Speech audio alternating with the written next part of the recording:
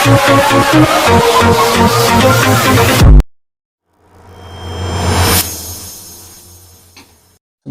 warahmatullahi wabarakatuh, sahabat akademia dan pemirsa dimanapun berada, semoga senantiasa dalam kebaikan dan kesejahteraan. Dan alhamdulillah pada kesempatan ini kita kembali ditemani oleh narasumber kita, yaitu Bapak Dr. Mas Ahmad Yani SH MSI, ya Pak ya. Ya. Jadi beliau ini sebelumnya memang pernah mengisi podcast kita, dan pada kesempatan ini kami mengundang beliau untuk kembali berbicara terkait dengan persoalan yang sangat penting yang memang terjadi di negeri kita, dan ini menjadi bentuk keprihatinan kita, terutama dalam konteks ini berkenaan dengan masalah korupsi Pak di Indonesia. Dan perlu saya sampaikan kembali, beliau adalah seorang dosen atau pengajar di Fakultas Hukum ya, Universitas Muhammadiyah Jakarta. Beliau juga sudah menulis sejumlah buku dan beliau juga bertindak sebagai konsultan terkait dengan masalah hukum tertentu Pak ya. Nah, dalam kesempatan ini Pak, kita tahu bahwa bangsa ini sedang menghadapi suatu masalah yang sebetulnya masalah ini adalah masalah yang sudah berlangsung sejak lama, yaitu terkait dengan masalah korupsi. Dan masalah korupsi ini kan sudah begitu masif ya, bisa dikatakan demikian. Bahkan kalau kita coba ikuti pemberitaan yang terjadi saat ini, diantaranya terkait dengan korupsi yang dilakukan oleh para petinggi termasuk para pemerintah daerah Pak. Ya, bahkan disampaikan sejumlah pejabat atau pimpinan daerah itu terkena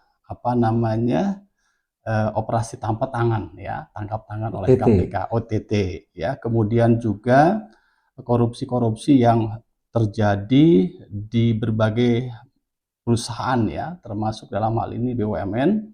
Kemudian juga kita menyaksikan berkenaan dengan gencarnya pemberitaan korupsi menyangkut mengenai program MBG juga Pak.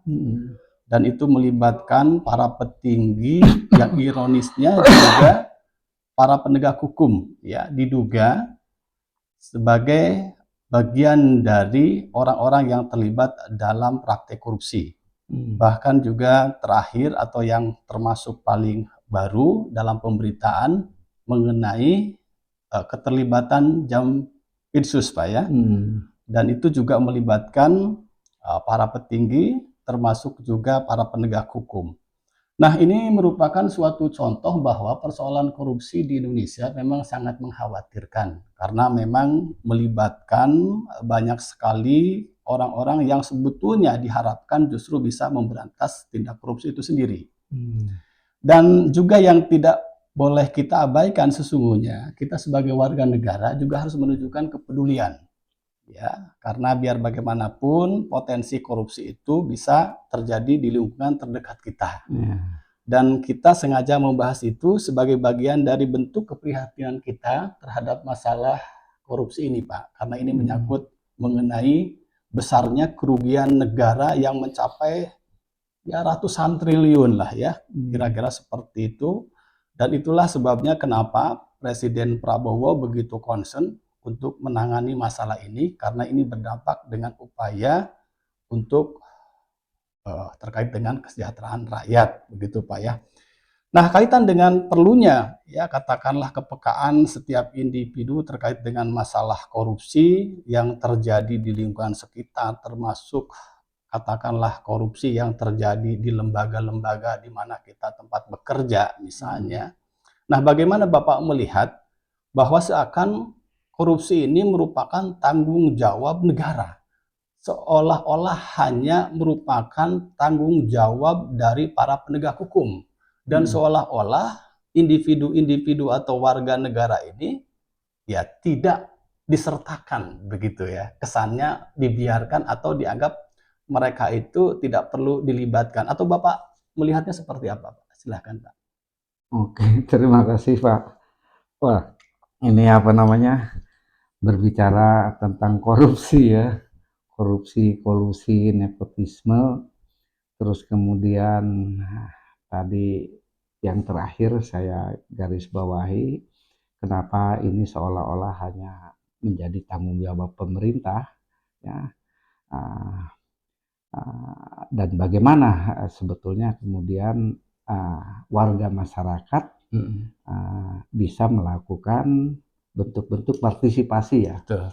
Partisipasinya tentu saja mungkin bukan partisipasi untuk ikut serta menjadi bagian dari korupsi itu ya. Betul, Pak. Menjadi pelaku korupsi juga bukan ya. Mungkin. Jadi tentu saja kemudian partisipasinya adalah bagaimana masyarakat kemudian bisa membangun dan mengembangkan apa semacam budaya atau semacam nilai ya yang harusnya menghasilkan apa keengganan ya untuk berperilaku koruptif ya. Betul, Pak. Jadi misalnya jadi anti koruptif, ya, anti korupsi ya, mestinya melahirkan bentuk-bentuk yang sikap ya dari warga masyarakat itu yang harusnya menolak budaya atau menolak namanya apa, perilaku koruptif, perilaku curang.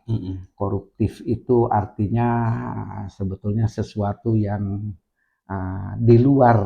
di luar pakem gitu kan, di luar sesuatu yang tidak normal ya, yang terbalik itu.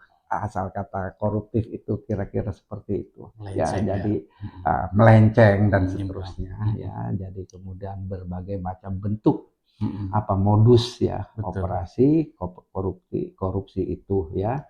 Jadi yang kalau di kita kemudian dirumuskan dalam undang-undang itu ya sebagai perilaku yang dapat merugikan keuangan negara ya, yang kemudian dapat merugikan keuangan negara atau sistem perekonomian negara ya, yang dilakukan oleh aparatur penegak hukum ya, oleh aparatur sipil negara dan mungkin apa namanya pihak lain yang terkait dengan itu ya, kira-kira seperti itu ya Pak. Jadi pertanyaannya kemudian bagaimana masyarakat bisa berpartisipasi secara positif ya untuk membangun ya semacam budaya korupsi. Kalau saya mungkin harus berpijak pada apa ya, upaya penanggulangan kejahatan. Terus hukum digunakan dan dimanfaatkan untuk tujuan-tujuan apa?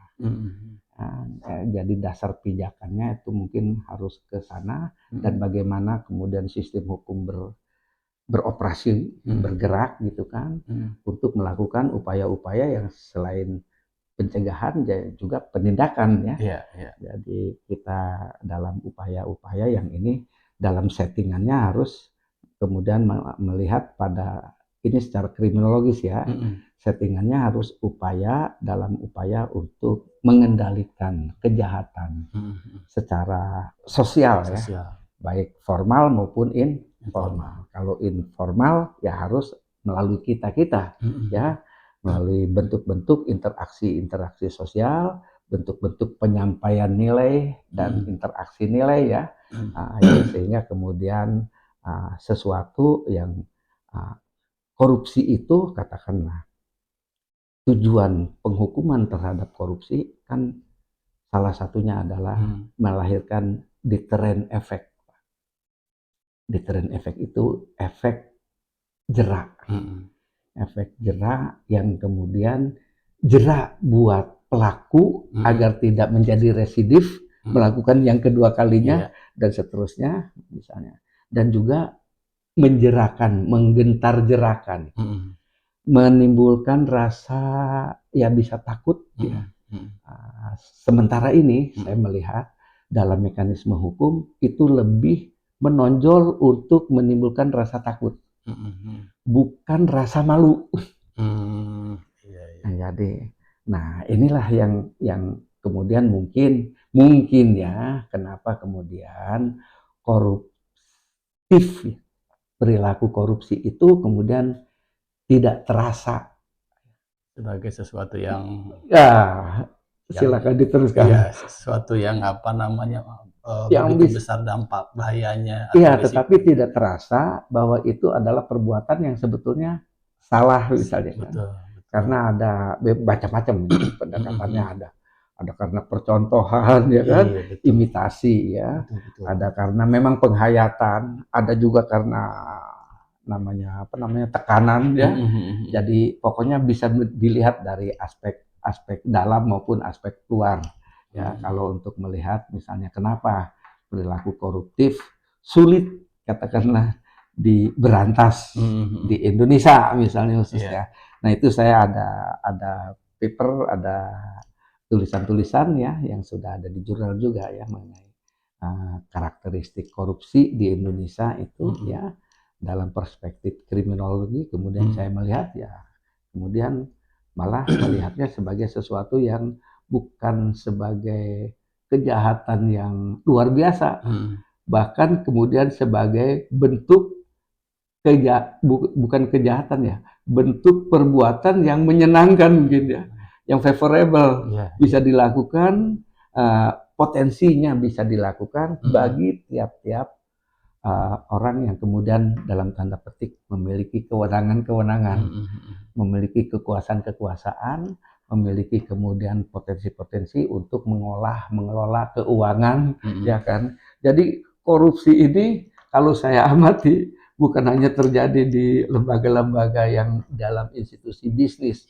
atau melakukan urusan-urusan yang sifatnya apakah kenegaraan ataukah bisnis, tetapi juga bisa terjadi ya di ruang-ruang yang sebetulnya ruang-ruang seharusnya di situ ada yang namanya penampakan kesucian. Misalnya di ruang-ruang ibadah, di tempat-tempat ibadah. Ya sekarang kita, contoh saya mohon maaf ini, misalnya kita sering melihat kan di masjid-masjid aja kan kita suka ada tromol dan sebagainya ya. Yang itu kemudian kadang-kadang kita mendengar selentingan-selentingan dari pengurus DKM dan lain sebagainya ya, dari tetangga, dari jamaah suka ya ini lagi-lagi perbaikan masjid lagi, perbaikan masjid lagi, santunan anak yatim dan lain sebagainya ya. Tetapi di sisi yang lain kemudian menjadi sering kali ketika terjadi penggantian pengurus, ujung-ujungnya pas tapi dalam bisik-bisik tetangga, karena memang misalnya ada penyalahgunaan wewenang berkenaan dengan penggunaan dan pemanfaatan katakanlah perolehan-perolehan dari yang ya dalam kasus yang misalnya di ruang-ruang ibadah itu ya karena dari tromol dan atau dari bagi dan sebagainya ya. Yang kurang kemudian menjadi tepat, yang kadang-kadang menimbulkan isu dan kadang-kadang menimbulkan perseteruan ya antara pengurus misalnya. Itu gejala yang kita lihat sementara ini berkenaan dengan kenapa korupsi katakanlah perilaku korupsi kemudian menjadi sesuatu yang seolah-olah sudah masuk ke segala lini masuk ke segala lini. Jadi KKN-nya ya, KKN. Jadi bukan hanya korupsi saja tapi juga kolusi dan kemudian nepotisme. Ya saya kira mungkin sekedar untuk sebagai pengantarnya ya. Iya. Jadi itulah kenapa perlunya kita memiliki kepekaan ya terkait dengan katakanlah bahwa sikap atau tindakan yang kita tunjukkan itu sebetulnya memiliki atau mengarah kepada tindakan koruptif misalnya. Dan seperti yang Bapak sampaikan tadi bahwa korupsi ini menyentuh semua aspek, berbagai lini dan status sosial, ya bahkan di ruang-ruang suci juga tidak tertutup kemungkinan terkait dengan adanya praktek korupsi, bahkan dalam banyak kasus hal itu sudah terjadi. Dan ini sesuatu yang tentu saja sangat memprihatinkan.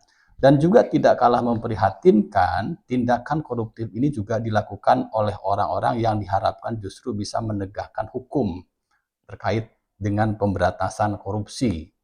Dan salah satu kasus yang terjadi adalah yang menimpa terhadap Jampitsus, Pak ya.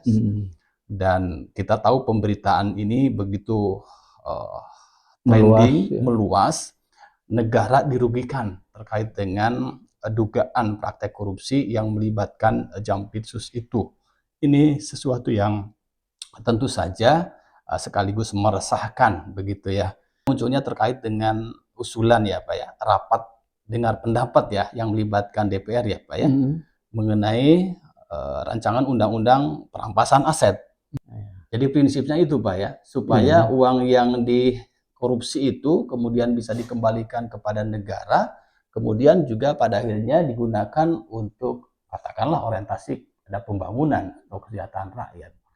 Nah, kalau kaitan dengan RUU ini Pak, kaitan dengan perampasan aset ya, sejauh yang Bapak amati sebagai seorang pengamat hukum ya, sepertinya bagaimana Pak perkembangannya hingga sekarang yang Bapak tahu itu?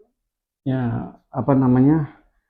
Sebetulnya ini kan sudah sejak lahirnya Undang-Undang KPK berbarengan, berguliran. Nah, artinya tuntutan masyarakat untuk kemudian ya apa sih jargonnya itu miskinkan pelaku korupsi. Ya, terus kemudian artinya harus dilakukan tindakan-tindakan perampasan ya terhadap misalnya aset-aset hasil sebetulnya hasil kejahatan ya, bukan hanya korupsi saja, hasil kejahatannya yang kemudian antara lain ya bentuk-bentuk yang kemudian antisipasi terhadap itu adalah lahirlah undang-undang tentang tindak pidana pencucian uang misalnya ya, terus yang mengikuti ya sampai, tetapi kemudian perampasan aset negara kemudian timbul tenggelam usulan-usulan itu yang kemudian apa namanya artinya ya kalau produk peraturan perundang-undangan tentu saja kemudian karena melibatkan DPR dan pemerintah, sementara misalnya unsur pelaku dalam tindak pidana korupsi ya salah satunya adalah karena melibatkan unsur-unsur yang ASN dan kemudian ASN dan termasuk kemudian para penyelenggara negara. Maka saya hanya menduga saja itu juga mungkin ada yang semacam kemudian keraguan-raguan, ada penolakan karena apa? Ya kan latar belakangnya korupsi itu di Indonesia sudah membudaya. Jangan-jangan ya karena di situ nanti akan ada yang namanya skema dan konsep-konsep berkenaan dengan pembuktian terbalik. Pembuktian terbalik itu artinya Bapak sebagai ASN, ya kan, misalnya dalam posisi jabatan tertentu yang orang tahu gajinya berapa, penghasilan resminya dan lain sebagainya, tapi kok memiliki harta kekayaan yang misalnya apa namanya berlebihan, harta kekayaan yang sulit diukur, terlepas ya. Menggunakan atas nama siapa itu kan, tetapi misalnya dalam kenyataannya misalnya seperti itu. Nah, pembuktian terbalik inilah yang mungkin bisa menjadi, walaupun ada, dimungkinkan ada alasan misalnya karena diperoleh karena warisan dari orang tua dan sebagainya ya, atau mungkin karena kita sebelumnya punya bisnis, punya usaha yang lain yang sah gitu. Nah, tetapi itu mungkin salah satunya karena harus ada skema pembuktian terbalik. Sebab itulah yang membuktikan bahwa harta ini betul-betul harta hasil perolehan secara wajar selama dia menjabat dalam kapasitas pejabat publik ya, dalam kapasitas ASN atau dalam kapasitas usaha bisnis yang lain yang terkait dengan itu misalnya dengan yang terkait dengan peristiwa itu atau memang nah ini kan yang kemudian bisa jadi menimbulkan banyak interest ya yang merasa ya artinya konflik interest ya antara pembuat undang-undang ya sehingga kemudian baru ya sekarang mungkin dalam minggu-minggu terakhir ini tiba-tiba ada gegeran bukan setelah gegerannya kasus Jampinsus ini kemudian tiba-tiba ada respon dari DPR ya melalui Komisi 3 untuk kemudian seolah-olah membicarakan kembali ya kan untuk usulan-usulan berkenaan dengan RUU perampasan aset hasil kejahatan termasuk hasil kejahatan bidang korupsi. Ya kalau saya sih memandang itu ya bisa memang itu karena ada desakan dari sebagian masyarakat, tetapi kalau kita melihat misalnya di berbagai macam mungkin pendapat ya para ahli yang beredar di media sosial nih, ya ada juga yang kemudian masih semacam pesimis, skeptis ya, pandangan-pandangan. Nanti bagaimana misalnya kalau itu dilaksanakan, apakah bisa dijamin keterjaminan bahwa ini akan tidak terjadi penyalahgunaan wewenang dan lain sebagainya. Katakan dulu masyarakat mengusulkan itu, sekarang direspon katakanlah oleh pihak katakanlah penyelenggara negara termasuk eksekutif dan legislatif dalam hal ini ya, berkenaan dengan karena ya banyak beredar ya analisis sekarang ya untuk bagaimana masa sih jeruk makan jeruk kira-kira kan masa jaksa diperiksa oleh jaksa dan sebagainya ya. Ya itu sesuatu yang kemudian, nah ini kan kemudian rata-rata orang kemudian harus presiden melakukan intervensi dan sebagainya, harus melakukan tindakan-tindakan. Ya di sini juga kan kalau saya melihat ya jangan sampai salah langkah kan, PS juga jangan sampai kemudian melakukan katakanlah posisi-posisi yang kemudian dapat dinilai sebagai bentuk intervensi. Jadi memang di sini harus jernih betul antara pemerintah dalam kapasitas sebagai presiden, sebagai kepala negara dan seterusnya. Jadi jangan kemudian banyak analisis yang kemudian beredar yang kemudian bisa jadi ini ya motifnya bisa berbeda-beda, bisa bermacam-macam. Saya tidak menuduh yang lain-lain ya, artinya tidak tetapi posisi-posisi semacam ini ya sebagai satu bentuk merasa senang mungkin ya, tetapi juga adanya penegakan semacam ini ya, misalnya untuk kasus MBG ya, yang misalnya para petingginya kemudian dicomot karena kasus korupsi dan sebagainya, termasuk Jampitsus ini ya kemudian melahirkan berbagai macam bentuk tuntutan lain ya, kira-kira dari masyarakat, dari analis ya sebaiknya itu adalah dalam kerangka yang sebaiknya diperlakukan, dilaksanakan, sampai bahkan ada tuntutan harus ada yang menghukum mati dan sebagainya. Ada tuntutan-tuntutan semacam itu. Jadi ada kemarahan yang terakumulasi, ada kegembiraan juga yang terakumulasi, tapi kemudian ya masing-masing ujung-ujungnya adalah bagaimana kemudian itu bisa dipersepsi dan kemudian dikendalikan. Ya. Jadi kita memang pemerintahan sekarang salah satunya ini sebagai prasyarat ya, pemberantasan korupsi adalah sebagai prasyarat untuk melaksanakan tindakan-tindakan, kegiatan-kegiatan, mengisi program-program pembangunan yang sudah dicanangkan misalnya ya, artinya jangan sampai sesuatu yang dicanangkan, katakanlah MBG, sesuatu yang dicanangkan tapi udah belum apa-apa itu kemudian dikatakan dipersepsi, dikhawatirkan hanya menjadi ajang korupsi. Nah, saya kadang-kadang aneh juga gitu kan pada analisis-analisis semacam itu, walaupun itu mungkin benar ya dari sisi katakanlah cara menyampaikan dan cara mengkritik dan sebagainya. Tetapi kalau itu kemudian menjadi sesuatu yang menghalangi program yang baik, kan menjadi juga tidak produktif ya. Karena apa? Ya program apapun di Indonesia mah dikorupsi. Kalau menurut saya ya bisa berpotensi dikorupsi. Jadi ujungnya program apapun di Indonesia, seperti mungkin pernah mendengar kalau tidak salah Prof. Mahfud ya misalnya pernah mengumpulkan kita kalau sudah masuk sistem ya bisa menjadi saya lupa itu ungkapannya, bisa menjadi iblis juga lah kira-kira kan gitu. Kita bisa juga menjadi penjahat juga mungkin. Ketika masuk ke sistem, begitu di luar sistem kita bisa melihatnya sebagai sesuatu, oh ini yang salah, ini yang benar, ini yang setengah salah, ini setengah benar dan seterusnya.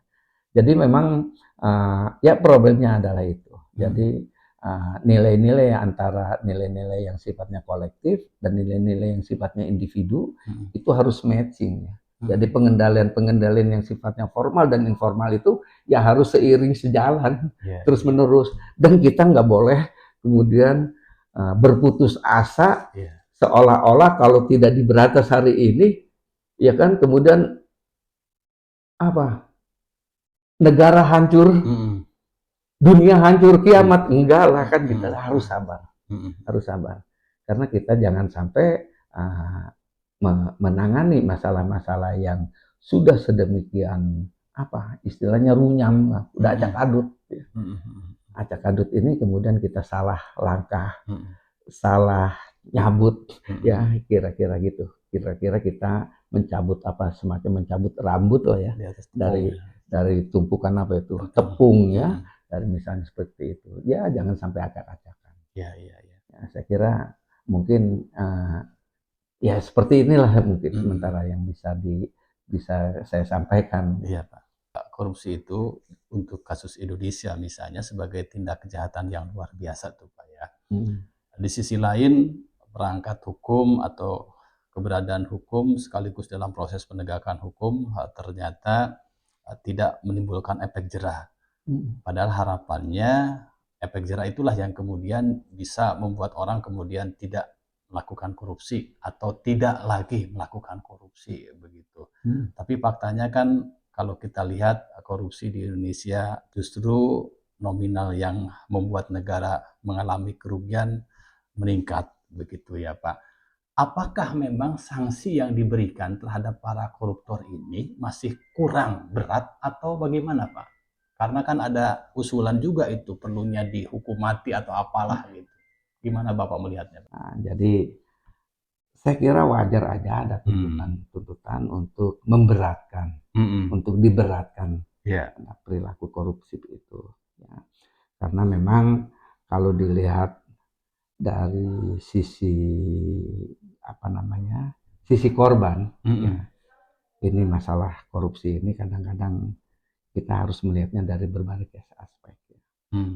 Jadi kalau tuntutan masyarakat agar pelaku korupsi itu kemudian dituntut seberat-beratnya, bahkan ada yang kenapa tidak untuk dihukum mati seperti yang diberlakukan di negara Cina, misalnya Korea, Jepang dan sebagainya. Ya.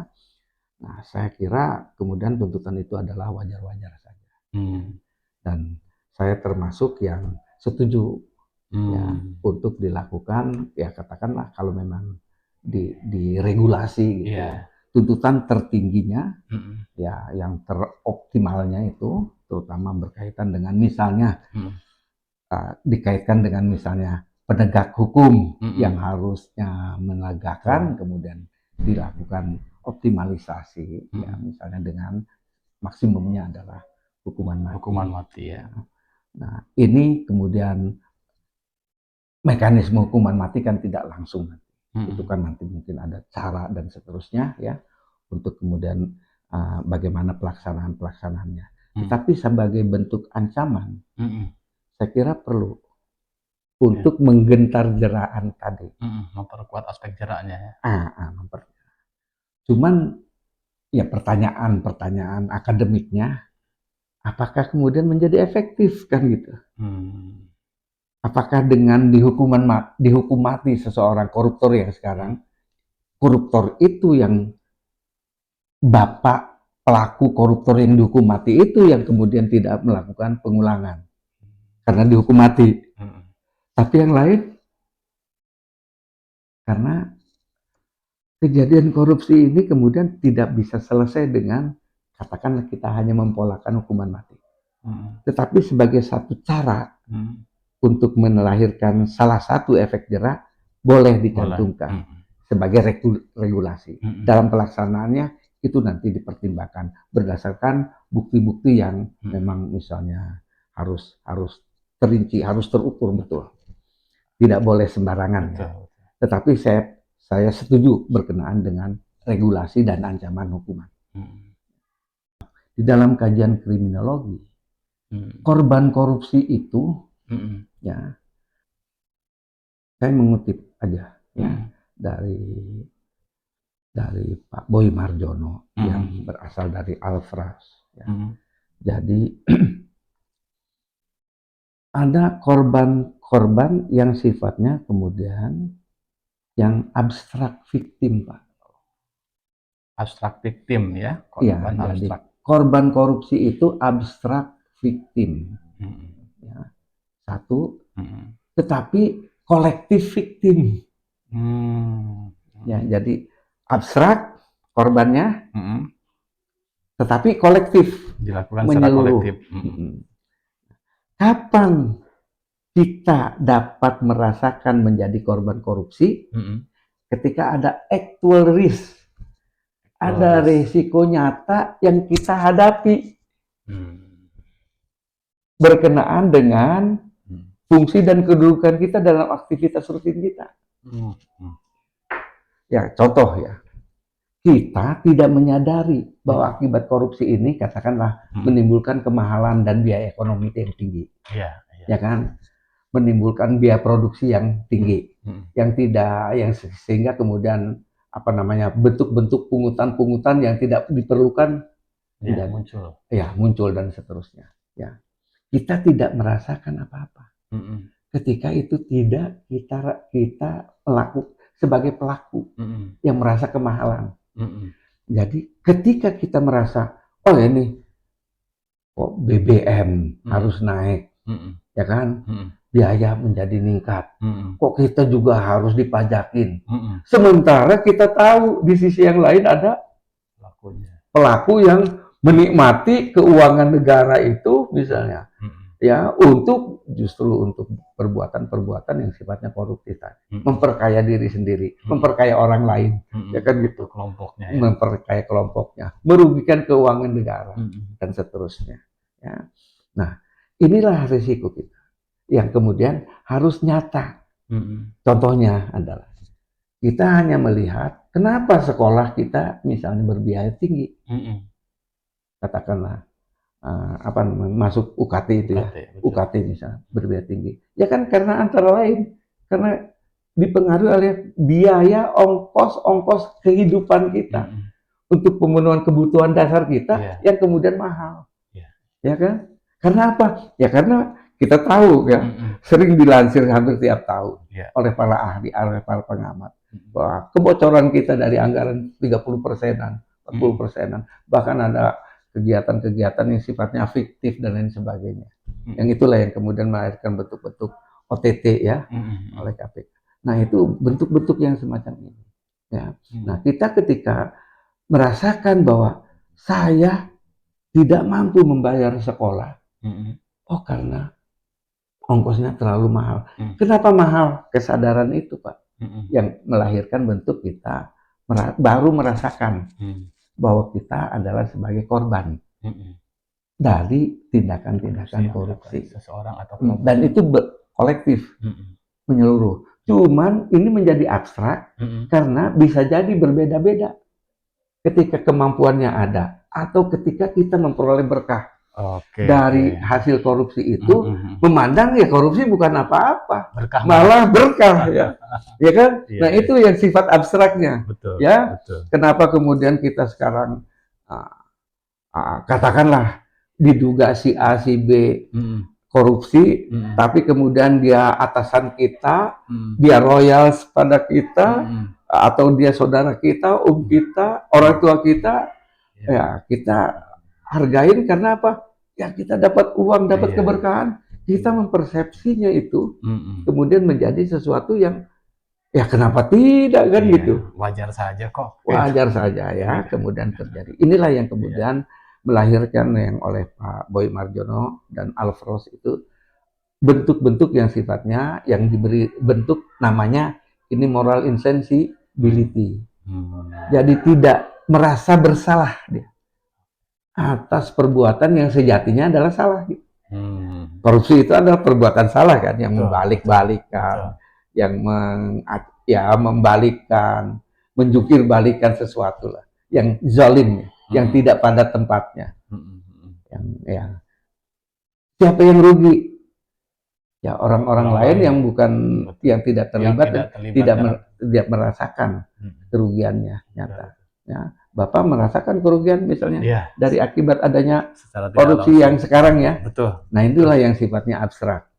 Tetapi kolektif, melibatkan banyak orang. Ketika kita misalnya merasakan risiko yang nyata. Ya katakanlah, Pak, katakanlah oknum, katakanlah di kepolisian, oknum di kejaksaan pelaku korupsi misalnya, dia akan merasakan risiko nyata. Ketika misalnya dia harus berurusan dengan kesehatan dirinya, ke rumah sakit dia, misalnya, kok kita kalau tidak melakukan katakanlah suap, memberi tip yang berlebihan, layanan-layanan prima dengan cara katakanlah nyuap, dia tidak memperoleh layanan-layanan semacam itu. Dia merasakan itu baru. Ini akibat korupsi. Baru dia dirasakan sebagai actual risk-nya di tempat yang lain. Ya. Mungkin dosen juga yang korupsi terhadap nilai mahasiswa gitu dan sebagainya gitu kan, memandang itu, dia merasa menjadi gagah bermanfaat dia di tempat ruang kerjanya. Tapi dia ketika berurusan dengan katakanlah di kelurahan dan sebagainya, diperlakukan yang tidak baik dalam layanan-layanan publik yang buruk, dia merasakan itu. Jadi ketika actual risk-nya ada di seseorang, itu baru orang merasakan betapa sebetulnya korupsi itu menimbulkan korban. Cuman tadi sifatnya yang kolektif tetapi abstrak tadi. Wujudnya adalah harus ada actual risk. Nah, actual risk-nya ini yang harus kita kembangkan, diberitahukan kepada masyarakat supaya kenapa sih kita mahal katakanlah belanja sesuatu, ada ongkos kemahalan.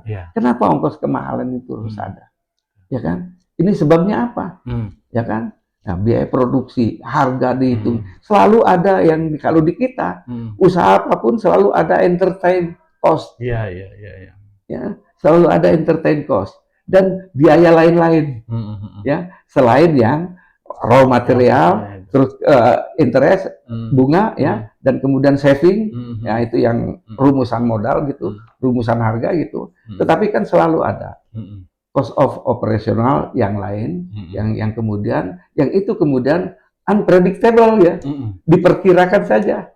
Nah, ini yang persoalan-persoalan inilah yang kemudian membuat katakanlah ruang lingkup korupsi ini kemudian ya bisa digeser-geser lah nilainya ini, ya, dan kemudian bentuk internalisasi kita terhadap tindak koruptif itu kemudian bisa jadi kita merasakan bukan persoalan saya, bahkan saya dapat berkah dari korupsi itu, ya kan gitu.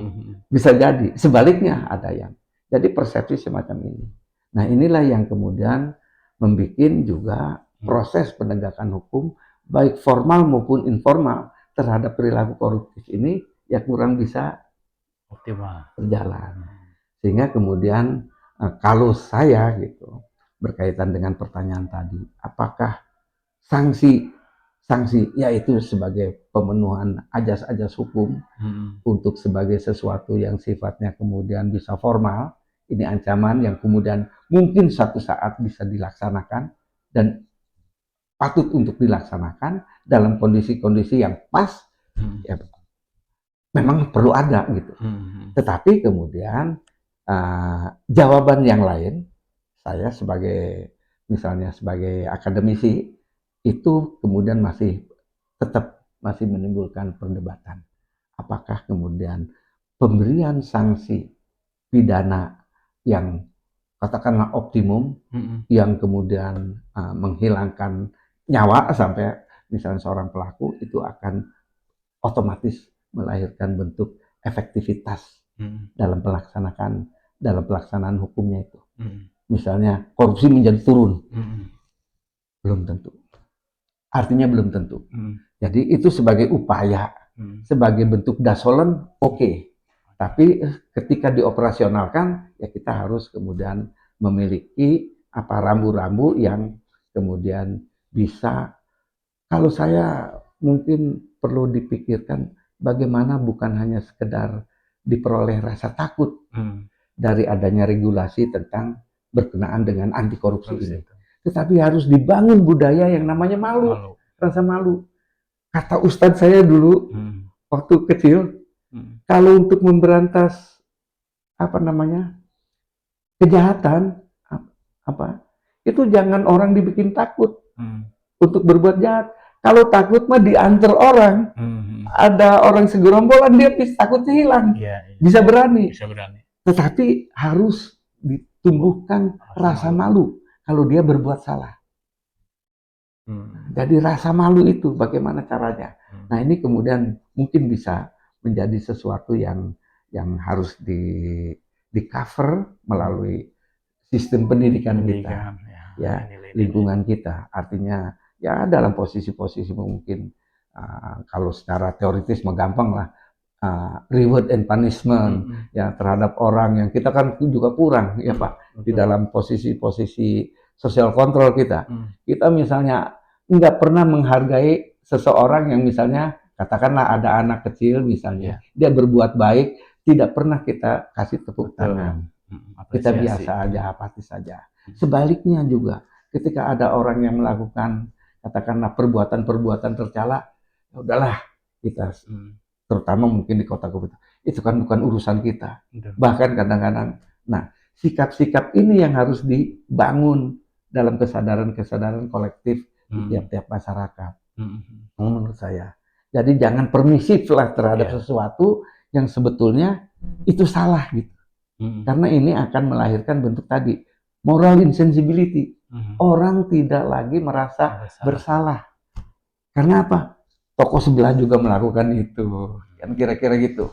Ada yang diimitasi, ada yang dicontoh. Selain kemudian ada faktor-faktor luar lain ya, yang misalnya gaya hidup, lifestyle, hedonis, ya ingin naik kelas dan seterusnya, sehingga kemudian ada yang kemudian melahirkan pola-pola stressing ya dari dalam diri, tuntutan ya, ada tuntutan mungkin dari ya itu tadi karena ingin enak, ingin cepat meraih katakanlah kesuksesan dan lain sebagainya. Nah ukuran kesuksesan juga ini menjadi sesuatu yang harus jadi sukses itu jangan dilihat dari aspek ekonomi ya, tapi sukses itu harusnya dilihat dari aspek ya perilaku lah, hakiki ya yang hakikinya apa ya, bentuk-bentuk hidup yang sebetulnya yang mulia ya.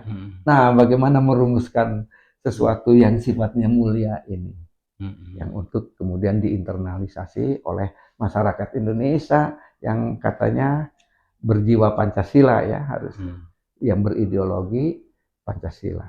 Iya. Memang tadi penekanannya satu kata malu ya. Bahkan kalau tidak salah dalam sebuah hadis Rasulullah mengatakan jika engkau tidak punya rasa malu maka berbuatlah sesukamu gitu ya. Nah, ya kan udah hampir seperti.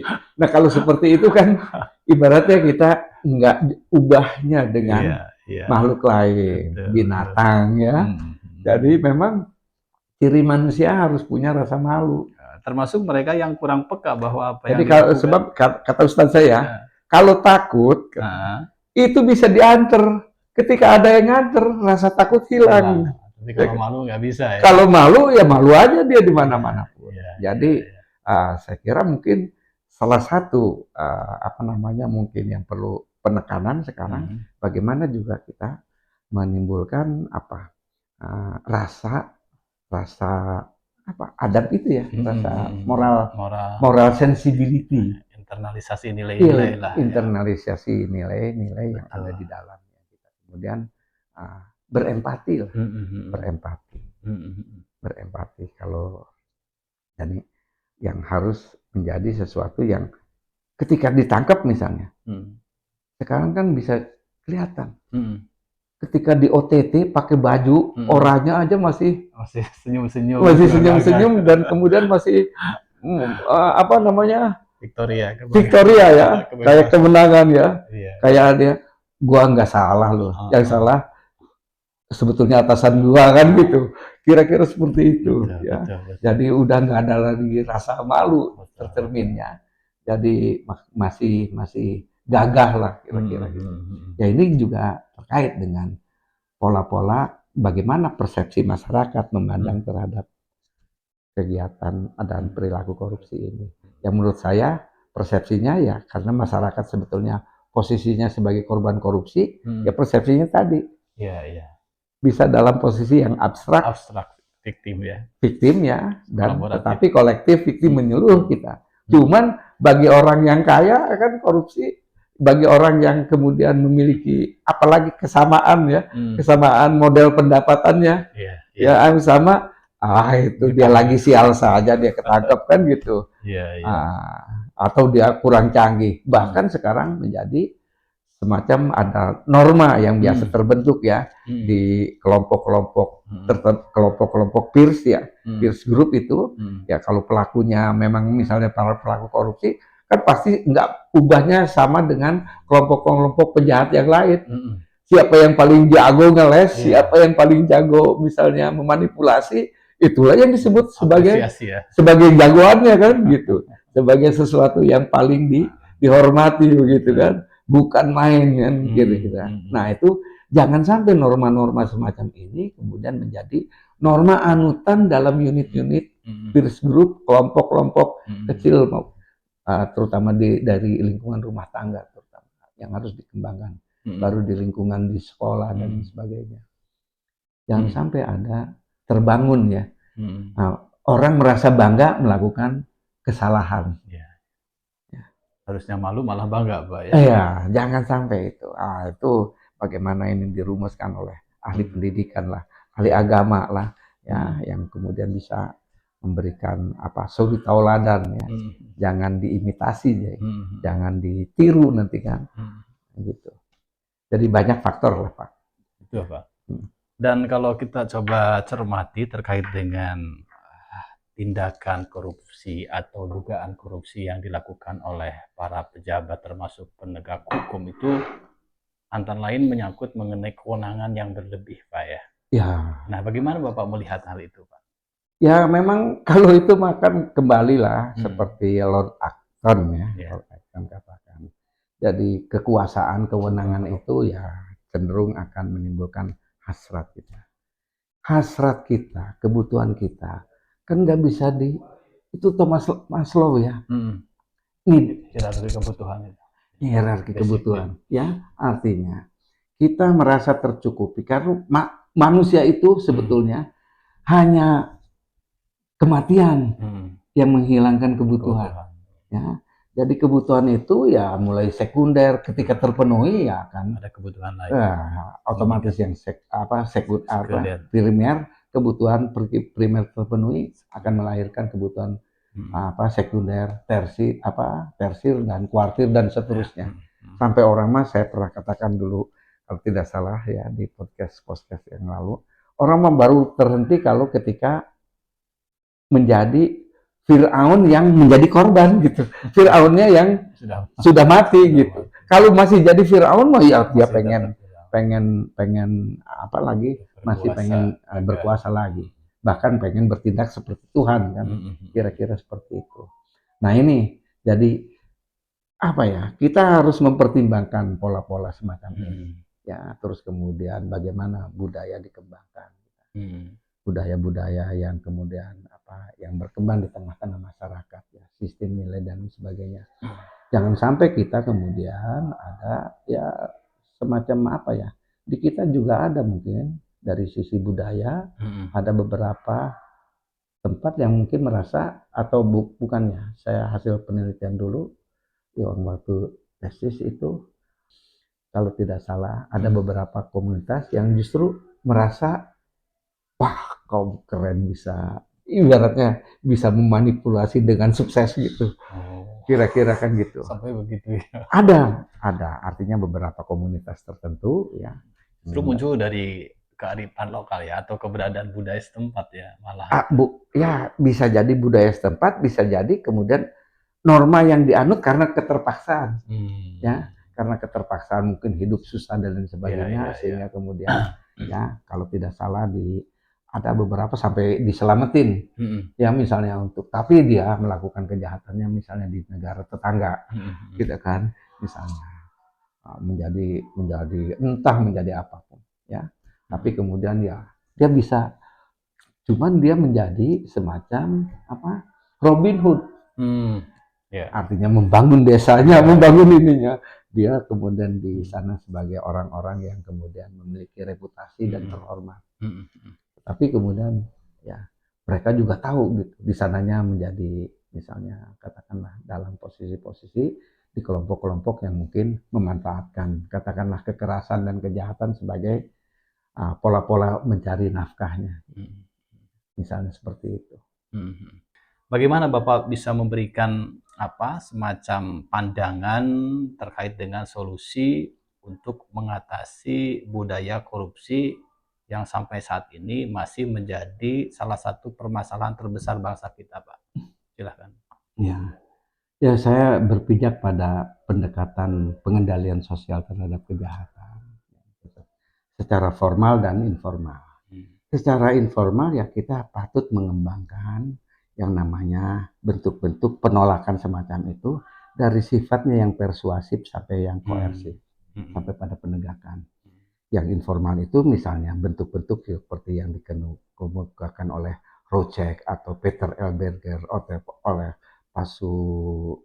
Selo Sumarjan dan oleh Suryono Sukanto, banyak ahli-ahli pengendalian sosial kejahatan itu kira-kira yang kemudian melihatnya ya artinya hukum harus ditegakkan mungkin secara sekeras-kerasnya ketika memang situasinya orang mempersepsi bahwa itu perbuatan adalah katakanlah sangat biadab. Sesuatu yang kemudian dipandang serius oleh masyarakat. Karena pemberian sanksi itu kan pada akhirnya tergantung pada persepsi masyarakat kita.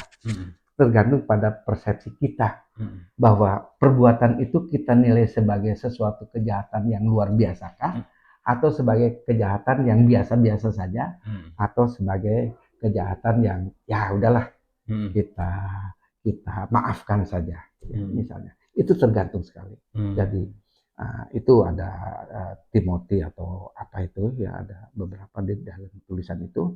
Jadi orang sanksi sosial informal ya akan keras ya, itu akan juga melahirkan sanksi formal yang cukup keras juga. Kalau kita memandang, kan kita dalam konsep di dalam undang-undang tentang KPK misalnya, korupsi itu adalah dipandang sebagai kejahatan yang luar biasa. Itu maksudnya agar kita mempersepsi bahwa masyarakat memandang ini sebagai sesuatu yang bentuk yang sangat biadab. Tetapi kebiadaban itu kemudian tidak tercermin dari persepsi masyarakat kita sendiri. Kenapa? Karena tadi sifat korbannya tadi, masyarakat nggak merasakan dia menjadi korban korupsi langsung. Dia menjadi sesuatu korban yang sifatnya kemudian diklasifikasi oleh ilmu pengetahuan itu yang abstrak fiktif dan kolektif fiktif tadi, ya, yang dia ada prasyaratnya apa, harus melakukan, harus memiliki pengalaman sebagai terkena actual risk-nya, terkena imbasnya secara langsung. Harus ada itu. Iya, misalnya keluarga koruptor, ketika bapak yang koruptor itu dicabut, itu baru dia yang merasakan efek langsungnya. Ya, orang lain sorak-sorak. Bahkan ada mungkin yang sedih, yang selama misalnya dia korupsi, selama dia melaksanakan kegiatan korupsinya, justru dia memperoleh berkah. Bisa jadi dia malah sedih, ya kan? Kasihan dan seterusnya. Nah, ini persepsi semacam ini karena ada actual risk. Maka kemudian kita harus tetap kembali kepada apa ya, yang asal, bahwa korupsi itu adalah perbuatan-perbuatan yang kemudian sesuatu yang sebetulnya memang tidak perbuatan yang tercela, ya. Tetapi ada praktek-praktek ya yang terutama berkenaan dengan suap. Suap mengukurnya sulit juga, Pak. Ya, ucapan terima kasih dengan suap, hadiah apa tip dan lain sebagainya, itu kan menjadi sesuatu yang di dalam praktek akan sulit. Ya, saya mungkin bisa memberi tip kepada katakanlah pegawai dasar di sini, ya uang misalnya 5.000, 4.000. Tapi kan mungkin orang yang dalam posisi yang uangnya banyak, mungkin dia ngasih tipnya juga mungkin bisa 20.000, 100.000, 50.000. Nah, itu kan bisa beda-beda juga. Persepsi masyarakat, persepsi orang perorangan ini kemudian nggak terbentuk. Undang-undang korupsi KPK berkenaan dengan misalnya korupsi itu adalah sebagai bentuk apa namanya, yang kejahatan yang luar biasa, itu ingin membentuk persepsi semacam itu supaya kita megah supaya kita menolak sama korupsi. Tapi kenyataannya dianggap biasa. Ya, karena memang sudah seperti lumrah. Iya. Ya, bahkan kadang-kadang ada jargon, wah ini tempat basah. Waduh, mantep banget gitu kan. Betul. Mereka ingin memanfaatkan jabatan-jabatan yang disadang oleh temannya misalnya, oleh keluarganya dan sebagainya. Wah, ini masuk di bea cukai, mantep dong tempat basah ya kan misalnya. Nah, itu jargon-jargon semacam itu sebagai sesuatu yang berlaku di tengah-tengah masyarakat dan itu didiamkan. Betul. Tidak dikoreksi katakanlah oleh ustadz, oleh orang tua, oleh kita, oleh tetangga bahwa itu perbuatan salah gitu. Nah, ini menjadi sesuatu yang kalau menurut saya ini harus terus-menerus. Jadi pemberantasan tindak pidana korupsi bukan seperti kita makan cabai berasa panas. Hari ini selesai gitu. Enggak. Ya, ini masih dalam bentuk ini. Jadi ya kita nggak bukannya pesimis ya, tetapi ini harus dilakukan terus-menerus gitu. Nggak bisa kemudian dalam kurun waktu katakanlah pemerintahan siapa Prabowo sekarang ini harus tuntas segala-galanya ya enggak. Ya enggak ya, artinya kita sih berharap bisa ya tuntas bisa, tetapi kemudian ya artinya dengan catatan-catatan nanti itu bisa menjadi sesuatu yang kita doakan saja dalam posisi berdoa. Berdoa kita, berdoa. Jadi mudah-mudahan dilancarkan upaya-upaya dan niat-niat katakanlah Pak Prabowo dalam upaya memberantas korupsi. Karena ini salah satu prasyarat agar pembangunan bisa berjalan dengan baik, terarah, terukur dan bisa dinikmati oleh kita semua, misalnya memanfaatkan pasal-pasal 33 itu, misalnya kemudian bagaimana kemudian negara hukum berperan untuk melakukan dan mengawasi katakanlah kehidupan kita berbangsa, bermasyarakat dan bernegara, termasuk berbisnis gitu. Negara harus punya peran sebagai membatasi kebebasan berkontrak. Ya, itu oleh sistem hukum perdata ada itu dalam posisi-posisi apa namanya, misalnya syarat-syarat sahnya perjanjian. Kebebasan berkontrak masyarakat juga untuk melakukan ekonomi dan bisnis ya dibatasi pula oleh aturan-aturan yang sifatnya administratif melalui perizinan, persyaratan dan kelayakan, standarisasi.